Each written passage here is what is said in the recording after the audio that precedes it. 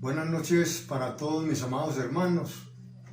Que el Señor les bendiga grandemente en esta hora. Mi nombre es Alberto Ruiz, pastor de Casa de Dios para la Familia. Es un privilegio para mí compartir con ustedes la palabra de Dios en esta noche. Así que les invito para que oremos. Padre, en el nombre de Jesucristo, delante de tu presencia venimos en esta noche. Te damos gracias, Señor, por este privilegio que nos das de poder compartir tu santa palabra. Oro para que en esta noche tu Santo Espíritu nos guíe y nos dirija, Señor, y que puedas tú hablarnos por medio de tu palabra. Bendice, Señor, de una manera muy especial nuestras vidas y permite que tu Santo Espíritu implante esta palabra en nuestro corazón y que podamos ser edificados a través de ella.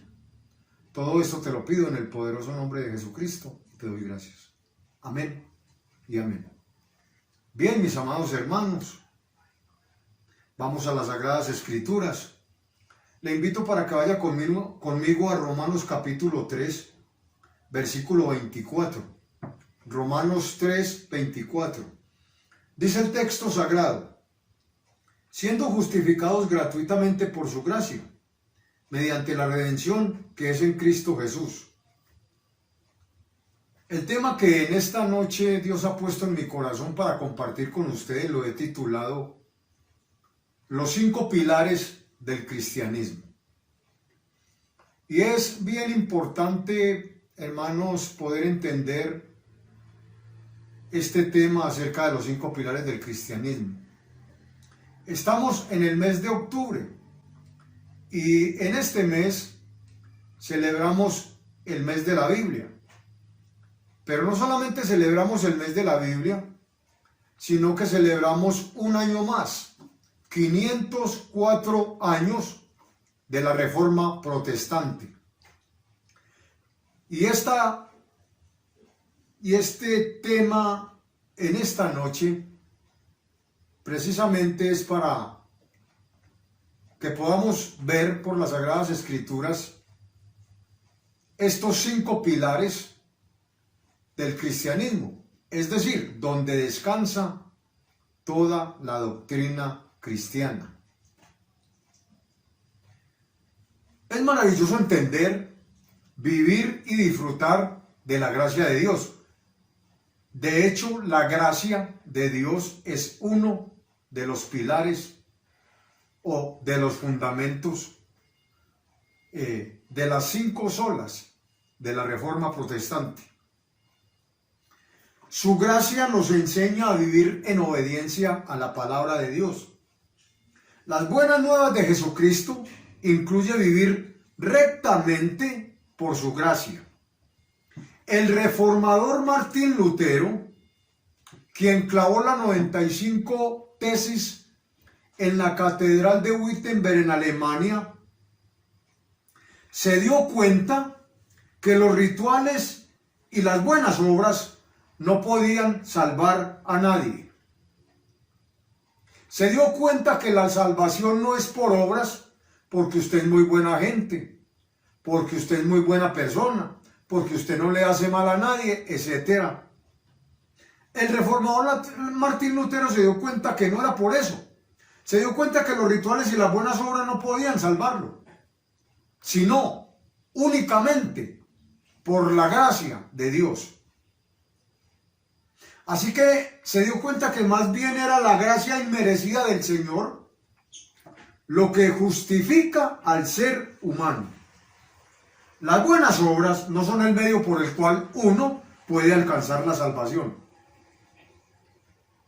Se es salvo solo por la gracia de Dios. Es la gracia de Dios la que nos libera del poder del pecado. Así que en esta noche vamos a ver por las Sagradas Escrituras los 5 pilares o los 5 fundamentos sobre los que descansa la doctrina del cristianismo. En otras palabras, el Evangelio, las 5 solas. Solo fe, solo gracia, solo Cristo, solo Escritura y solo la gloria sea para Dios. Así que en este orden de ideas, mis amados hermanos, entremos en materia en esta noche.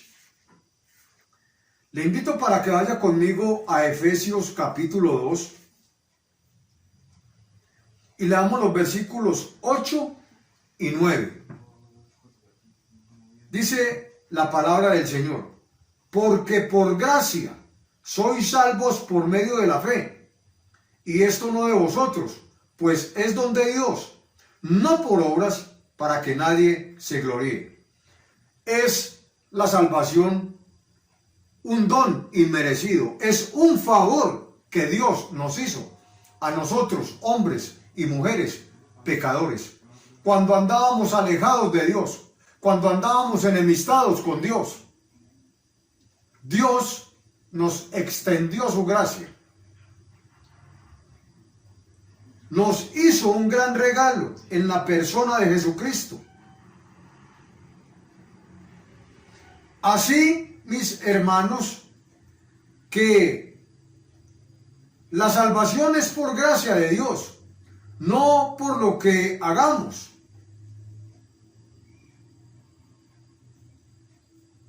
No por nuestros méritos, sino por los méritos que Cristo hizo con su sacrificio en la cruz del Calvario. Y usted y yo somos salvos por haber creído en ese sacrificio, amados hermanos. Así que hay que creer en lo que Jesús hizo por nosotros, en que Él pagó la deuda de nuestro pecado para poder llegar a ser salvos. El Espíritu Santo, por la gracia de Dios, le iluminó la Escritura al reformador Martín Lutero, haciéndole entender que es solo por la gracia que se obtiene la salvación al confiar totalmente en el sacrificio de Cristo, hecho por Él en la cruz. Dios se complace en el que tiene fe, porque la fe honra a Dios.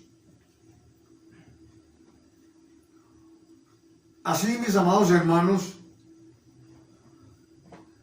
que Martín Lutero entendió esto,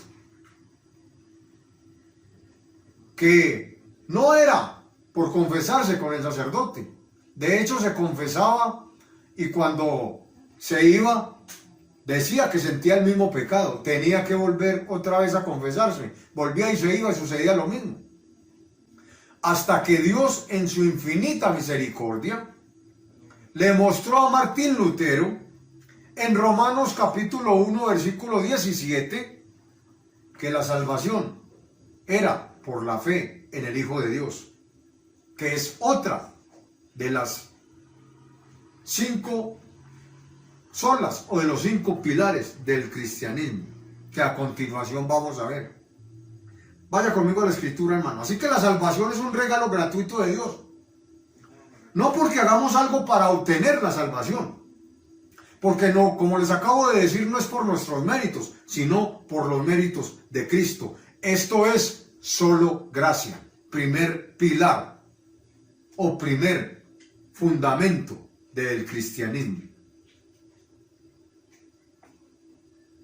Ahora veamos el segundo pilar del cristianismo, que es solo fe. Romanos capítulo 1. Versículo 17, el texto sagrado nos dice de la siguiente manera. Romanos 1, 17, el texto es muy conocido. Dice: porque en el Evangelio la justicia de Dios se revela por fe y para fe, como está escrito: mas el justo por la fe vivirá. El cristiano, el Hijo de Dios, obtiene de Dios todo lo que necesita por la fe, hermano. Este fue el versículo donde Martín Lutero encontró respuesta para sus pecados, mis amados hermanos. Salvo solamente por la fe y por la gracia de Dios. La vida cristiana, mis amados hermanos, es una vida de fe. La vida cristiana es una vida de confianza, es una vida de seguridad en el Señor, quien nos enseña a caminar con la mirada puesta en Él. Nosotros los cristianos caminamos por fe, no por vista. En la vida secular, los hombres y las mujeres caminan por vista, caminan por lo que ven. Entonces ellos dicen, ver para creer. Pero nuestra vida cristiana, en nuestra vida cristiana nosotros es al contrario, hermano, las cosas con Dios son al contrario. Creo para poder ver, o creo y después veo. Por la fe alcanzamos la salvación y crecemos espiritualmente, confiando siempre en el Señor. Y al someternos a Él en obediencia, Él es glorificado en nosotros. ¿Se ha preguntado usted alguna vez por qué Dios establece un contraste entre el orgullo y la fe? Miren, mis amados hermanos, porque el orgullo es creer que sabemos más que Dios. El orgullo es nosotros pretender creernos saber más que nuestro Dios Todopoderoso. Y hermano,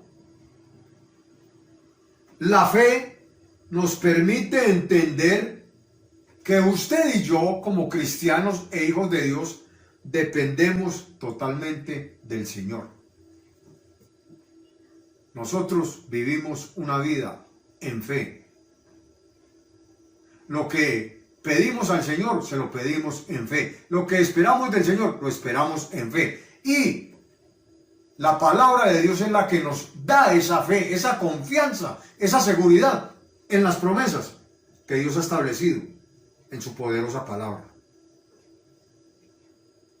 Así que como usted y yo hemos sido justificados por la fe en Jesucristo, en cualquier circunstancia de nuestra vida debemos vivir sola y únicamente por fe. Eso es solo fe, hermano. Porque es que nuestra fe no depende de las circunstancias, hermano. Nuestra fe depende de aquel que es fiel y que ha prometido, hermano, en su palabra.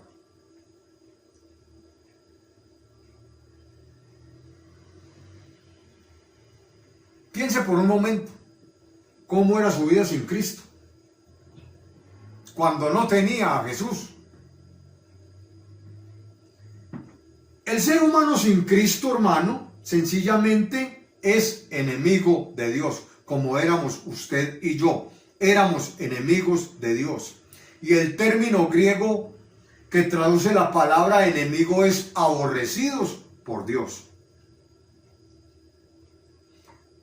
Amados hermanos en Jesucristo, a usted y a mí, Dios nos aborrecía. Quiero aclarar, porque eso de aborrecer no es como aborrece el ser humano. No es el aborrecimiento que una persona puede tener a otra. No, el aborrecimiento de Dios, en otras palabras, es mientras usted no acepte a Cristo y se arrepienta de sus pecados, no quiero saber nada de usted. Ese es el aborrecimiento de Dios, mis amados hermanos. Pero tampoco Dios ama al pecador. Él lo aborrece. Es decir, ¿por qué? Porque el ser humano en el huerto del Edén, cuando el hombre cayó en pecado, entonces entró en conflicto con Dios. Entonces entró en enemistad con Dios. Por eso fue necesario que el Señor Jesucristo, con su sacrificio en la cruz, nos reconciliara con el Padre. La palabra reconciliación significa volver a ser amigos. Así que si volvimos a ser enemigos, pues es obvio que éramos enemigos de Dios. Que no había una amistad entre Él y nosotros. que gracias a esa gracia salvadora en la persona de Jesucristo, Jesús cogió la mano del Padre, cogió la mano del pecador y la estrechó y volvimos a ser amigos. Entonces, mis amados hermanos, en la cruz Cristo nos justificó. Cuando usted y yo nos arrepentimos y le pedimos perdón al Señor por nuestros pecados. Así que hemos sido declarados por nuestro Padre Celestial sin culpa, sin pecado, hermano. Así nos declara Dios, declarados sin culpa por Dios. ¿Por qué? Por lo que Cristo hizo, no por lo que nosotros pudiéramos haber hecho. Jesús nos dio su justicia entonces y nos hizo libres para tener comunión con Él, hermano. Tenemos la paz de Dios y estamos en paz con nuestro Padre Celestial. No le debemos nada porque Cristo pagó por nosotros. Así que el pecador tiene que arrepentirse de sus pecados para que esté en paz con Dios, para que sea reconciliado con el Padre. Es un error muy garrafal poner al que no tiene a Cristo, al hombre o la mujer pecadora, en el mismo nivel que usted y yo, que ya hemos sido justificados, hermano. Aquel pecador que no se ha arrepentido no es hijo de Dios. Usted y yo sí lo somos. Aquel pecador que no se ha arrepentido no ha sido perdonado de sus pecados, hermano. Usted y yo ya fuimos perdonados de nuestros pecados y nos toca vivir una vida en santidad, consagrada, apartada del pecado para el Señor. El pecador, hermano, sin arrepentirse, sigue siendo aborrecido por Dios. Usted y yo fuimos aborrecidos, pero ahora somos hijos amados del Padre. Porque es que la paternidad de Dios, mis amados hermanos, no es para todo el mundo. Mire, Dios no tiene ni nietos, ni sobrinos, ni primos. Lo único que Dios tiene son hijos, hermano. Y se es hijo de Dios cuando genuinamente se arrepiente de sus pecados y acepta el perdón hecho por Cristo en la cruz del Calvario. Porque ahí es cuando Dios nos entrega su justicia y se lleva nuestros pecados a la cruz. Ahora tenemos comunión con Dios. Así que de enemigos de Dios pasamos a ser hijos amados por el Padre. ¡Qué bendición, mis amados hermanos! Y esa es la bendición que se están perdiendo todos aquellos que no han querido arrepentirse de sus pecados, que no han querido aceptar el Evangelio, que no han querido aceptar esa preciosa sangre derramada en la cruz del Calvario. Eso es solo fe, hermano. Ahora veamos el tercer pilar sobre el que descansa el cristianismo, la doctrina cristiana. Veamos el tercer pilar de estas 5 solas de la Reforma Protestante. Vaya conmigo a Isaías capítulo 55. Alabado sea el nombre de Jesucristo. Isaías capítulo 55. Versículo 11. Dice el texto sagrado: así será mi palabra que sale de mi boca. No volverá a mí vacía, sino que hará lo que yo quiero y será prosperada en aquello para que la envíe. Tercer pilar del cristianismo: solo escritura, solo la palabra de Dios. Amados hermanos en Jesucristo, la palabra de Dios siempre cumple el propósito para el que Dios la envía y produce su fruto. Esta palabra ha cambiado millones de personas en el mundo, como cambió mi vida también.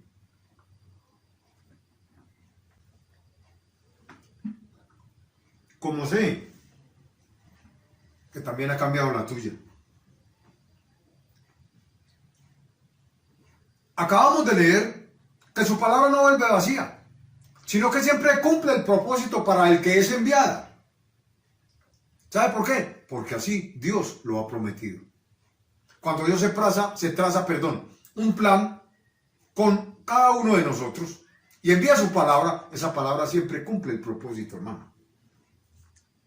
Como hijos y siervos de Dios, debemos honrar a Dios exponiendo con sabiduría, con eficacia y con precisión las sagradas escrituras, ya que ellas, como les acabo de decir, tienen poder para cambiar la mente y el corazón de todo aquel que la oye con sincero corazón, con un corazón genuino. Esta palabra tiene poder para cambiar y transformar. No hay otro libro que tenga el poder que tiene la palabra del Señor. Mi vida, como les dije ahorita, fue transformada por el poder de las Sagradas Escrituras, por el poder de la palabra de Dios. Cuando vine a la Biblia, entendí, hermano, en la condición en la que yo estaba, cómo andaba contrario al Señor, rumbo a la perdición iba mi vida, hermano. Pero esta bendita palabra me instruyó de tal manera y me enseñó de tal manera que corrigió el mal camino que yo llevaba. Así que las Sagradas Escrituras tienen vida porque el Espíritu Santo de Dios incorpora su mensaje de vida a nuestro corazón a través de ella. Esta palabra tiene poder divino, hermano, para transformar y cambiar vidas. Ningún otro libro en la historia de la humanidad tiene la inspiración, la verdad y el poder de las Sagradas Escrituras, hermano. Esta escritura es inspirada por el Espíritu Santo de Dios, según segunda carta a Timoteo capítulo 3, versículos 16 y 17. Miren lo que dice esta escritura. Toda la escritura es inspirada por Dios y es útil para enseñar, para redarguir, para corregir, para instruir en justicia, a fin de que el hombre de Dios sea perfecto y enteramente preparado para toda buena obra. Esta palabra bendita de Dios, hermano, cambia tus pensamientos, beneficia tu vida. Esta palabra, mi amado hermano, pone tu vida en el orden de Dios. Esta palabra, hermano, te enseña conforme al carácter santo de Dios. Te hace un buen amigo, te hace un buen vecino, te hace un buen esposo, te hace un buen hijo, te hace un buen estudiante. Esta palabra de Dios. El Señor ha preservado su palabra inspirada a lo largo de todas las épocas, mis amados hermanos. Eso se llama la divina providencia. ¿Qué es la divina providencia? La divina providencia es la preservación providencial de Dios, quien a través de toda la historia ha guardado la veracidad, la autenticidad y la integridad del texto sagrado, de la palabra de Dios. Ha guardado la veracidad porque es cierta en gran manera, 100%. Es auténtica, hermano, y es íntegra. Esta palabra es limpia, recta, hermano, transparente, digna de credibilidad. Así que las Sagradas Escrituras, en otras palabras, mis hermanos, la Biblia es confiable. Estas dos convicciones son la base de uno de los grandes fundamentos de la fe cristiana, que la Biblia es inspirada por Dios y que se ha preservado intacta a lo largo de la historia. La Biblia es la autoridad suprema y definitiva de la iglesia, del cristiano, de su vida y de la mía, hermano. Esta palabra rige nuestras vidas. Es autoridad sobre nosotros, los cristianos, hermano. A través de todas las épocas, aunque la hayan escondido durante algún tiempo, algunos años, Dios volvió y la sacó a la luz, porque es la palabra de Dios. Y Dios no se va a quedar cruzado de brazos cuando un hombre dice que tiene más autoridad que la Biblia. Esa fue la famosa infalibilidad papal, allá por los años de 1400, 1500. Gracias a Dios, porque su palabra, hermano, tiene autoridad por encima de cualquier iglesia, por encima de cualquier pastor, por encima de cualquier concilio, por encima de cualquier denominación. La Biblia es la máxima autoridad en nuestras vidas, hermano. Siempre es, siempre lo ha sido y siempre lo seguirá siendo. Es la autoridad soberana, suprema. Y aquí nace otra de las olas de Lutero. Esa es solo escritura, solo la Biblia, solo la palabra de Dios. Ahora entremos al cuarto pilar del cristianismo. Todos son muy importantes. Y este también. Y este es el tema central de solo escritura. Y es solo Jesucristo. Vaya conmigo a la primera carta de Timoteo, al capítulo 2 y al versículo 5. Dice la palabra del Señor: porque hay un solo Dios y un solo mediador entre Dios y los hombres, Jesucristo, hombre. Y note que no dice María, mujer. Dice Jesucristo, hombre. Un solo Dios y un solo mediador. Aunque muchos digan otras cosas, el único mediador es Cristo, hermano. Jesús no es otra deidad. No, hermano. Jesús es Dios mismo. Y es nuestro mediador, o es el puente entre Dios y nosotros, hermano. Él hizo el puente en la cruz. Toda predicación, toda enseñanza debe girar alrededor de la cruz de Cristo y alrededor de ese sacrificio en la cruz, alrededor también de las Sagradas Escrituras. En otras palabras, debe ser cristocéntrico y bibliocéntrico el mensaje. La paz entre nosotros y el Padre, Cristo fue el que la trajo, hermano. Él intercedió por nosotros, aplacando la ira de Dios por nuestros pecados, hermano. ¡Qué maravilla! Esto es, hermano, una maravilla, una bendición. Esto es lo que se llama la propiciación, hermano. Vamos a Hechos capítulo 4 y al versículo 12.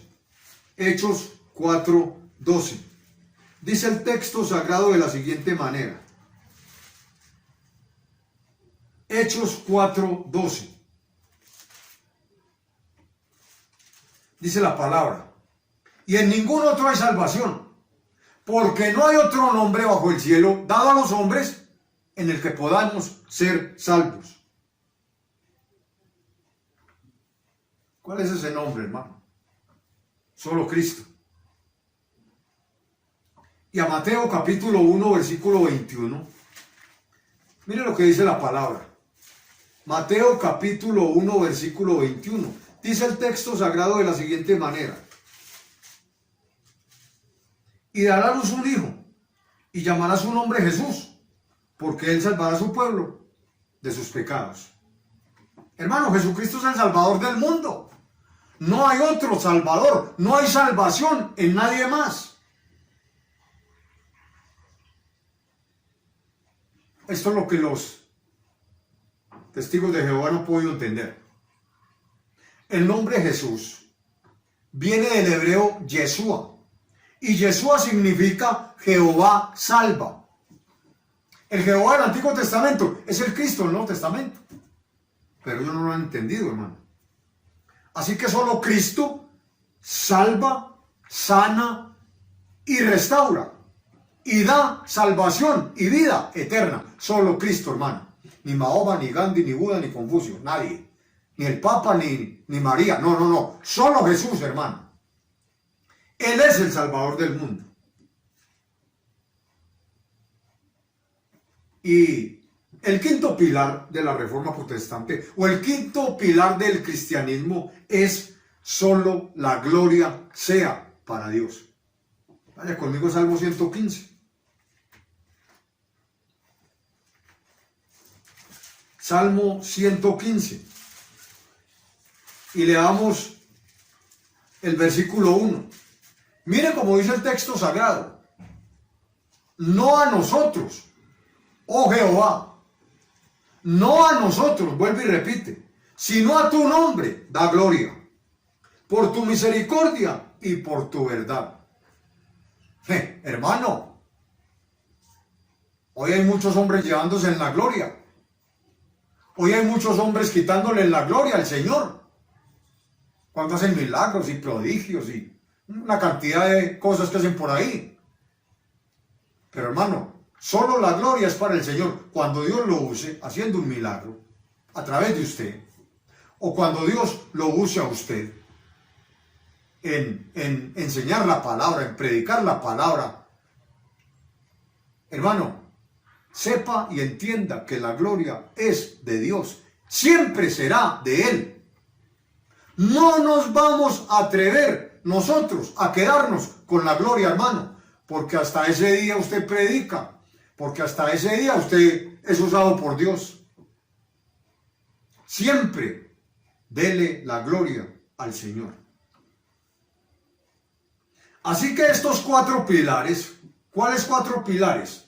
Solo gracia, solo fe, solo escritura y solo Cristo son los que nos llevan al quinto pilar, que es que toda la gloria sea para Dios. Estos cuatro pilares son los que nos hacen alabar, exaltar, honrar y glorificar a nuestro gran Dios. Su gracia, mis hermanos, nos da la fe. La fe, pues su gracia, primer pilar, nos da la fe. Segundo pilar, la fe nos permite creer en la Escritura, que la Escritura es el tercer pilar. La Escritura, que es el tercer pilar, nos revela al Salvador, a Cristo. Y esto, hermano, nos lleva a estallar en alabanza a su gran nombre, a darle la gloria y la honra al Señor. Nuestra vida es y será siempre para glorificar a Cristo, para glorificar a Dios por su bondad y misericordia para con nosotros, por su gracia, que nunca nos la merecimos, hermano, pero que Él de pura gracia nos hizo el gran favor y nos la entregó, hermano, nos la dio cuando no la merecíamos a causa de nuestros pecados. Nuestro estilo de vida que los demás ven en nosotros es un reflejo que no solo hace que glorifiquemos al Padre, sino que hace que los demás también lo hagan, mis amados hermanos. Cuando las demás personas, tu hermano, tu mamá, tu papá, tu familia, tus amigos, tus compañeros de trabajo o de universidad o de estudio, cuando estas personas, hermano, ven cómo Dios contesta nuestras peticiones, esto hace que ellos le den gracias a Dios y le den la gloria y la honra al Señor, al que vive por siempre y para siempre, por los siglos de los siglos, hermano. Termino este tema en esta noche diciéndole lo siguiente, mis amados hermanos y hermanas que me están escuchando. ¡Qué maravilla! Porque estos 5 pilares comenzaron con una simple protesta de parte de Martín Lutero en contra de los abusos por parte de la Iglesia de Roma cuando vendían las indulgencias. Entonces, usted pagaba un dinero y, hermanos, pues eso, al usted comprar esa indulgencia y llevando la firma del Papa, pues usted era perdonado de esos pecados que tenía, y aún de los que fuera a hacer más adelante, pero tenía que dar otra platica. Así que lo que comenzó con una simple protesta de parte de Martín Lutero, terminó siendo la Reforma Protestante. La queja de Martín Lutero era la venta de las indulgencias, con la que se patrocinó la construcción de la Basílica de San Pedro, allá en Roma. En este mes, no solo entonces celebramos el mes de la Biblia, nosotros las iglesias cristianas, sino que celebramos 504 años de la Reforma Protestante. Creo que la mejor manera de exaltar a Dios y a su palabra es contando y viviendo estas 5 solas que hoy hemos compartido. Oremos, mis amados hermanos. Padre, en el nombre de Jesús, te damos gracias en esta noche por esta palabra, Señor. Hoy nos has hablado de estos 5 pilares que sostienen toda la doctrina del cristianismo. Hoy nos has hablado de que somos salvos por gracia, por un regalo que tú nos diste. De que somos salvos por la fe y no por las obras. No por lo que el ser humano pueda hacer, sino por lo que Cristo hizo por nosotros en la cruz del Calvario. Y es por esa fe que hemos puesto en el Señor. Señor, también nos has hablado de que única y exclusivamente tu palabra es la máxima autoridad en esta tierra y que tiene poder para cambiar y transformar la vida del más pervertido de los seres humanos. Pero también en esta noche tú nos has hablado que solo en Cristo está la salvación, porque Él es el Salvador del mundo, porque Él fue enviado a morir en una cruz por los pecados de los seres humanos, entre ellos nosotros. Pero también nos has enseñado que a través de estos 4 pilares, nos llevan al quinto y nos hacen estallar en alabanza, en adoración y en darte la gloria y la honra a ti, Señor Jesús. Gracias por haber usado a Martín Lutero. Gracias por haber sacado de nuevo a la luz la autoridad de tu palabra, Señor. A ti honramos, a ti glorificamos, y el propósito nuestro será siempre obedecer lo que está escrito en tu bendita y santa palabra. Padre, recibe la gloria y la honra en esta hora. Y te pido que traigas convicción de esta palabra a cada uno de mis hermanos que la está escuchando, y que, como acabo de decir, podamos vivirla, Señor. Recibe gloria y honra en el nombre de Jesús. Amén y amén. Mis amados hermanos, que el Señor les bendiga